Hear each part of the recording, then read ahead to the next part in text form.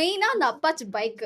இப்போ வரைக்குமே எனக்கு என்ன பைக் பிடிக்குமோ அந்த அப்பாச்சி. ஏன்னா சூர்யா. அவர்னால தான் அந்த அப்பாச்சி பைக் அந்த எல்லோ கலருமே மெயின் அதுக்கு அவருக்குனால தான் அந்த ஓ! எனக்கு அந்த அதான் அந்த எல்லோ. இல்ல கிரீன் இது. சரி.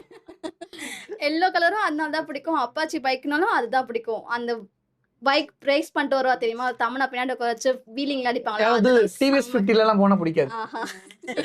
இப்ப என்ன நியூ ட்ரெண்ட் பைக் இருந்தாலுமே அந்த அப்பாச்சி பைக்ல போனா செம்மையா இருக்கும். அது ஒரு ஃபீல். எப்பவுமே அயன் தான். இப்போ வரைக்குமே அயன் தான். அதுக்கப்புறம் வாரணமாயிரம், சில்லுன்னு ஒரு காதல் அதெல்லாம் செம்மையா இருக்கும் அவரு.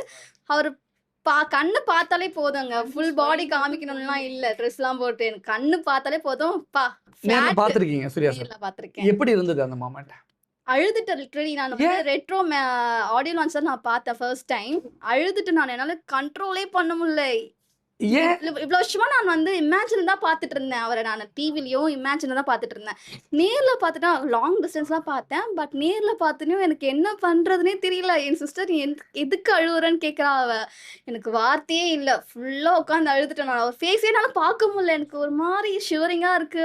ஃபுல்லா அதான் ஏன்னு அழுதுட்டேன். கேக்குறேன். தெரியல. எனக்கு சின்ன வயசுல இருந்து ஃபேனு. இமேஜின்லயே பார்த்துட்டு ஒருத்தர திடீர்னு நேர்ல பார்க்குறேன்னா ரொம்ப கனவுல அது 18 இயர்ஸ் ட்ரீம் என்னோடது அது. நேர்ல பார்த்தேன்னா எனக்கு லிட்டரலி கண்ணுல தண்ணி தான் வந்துச்சு.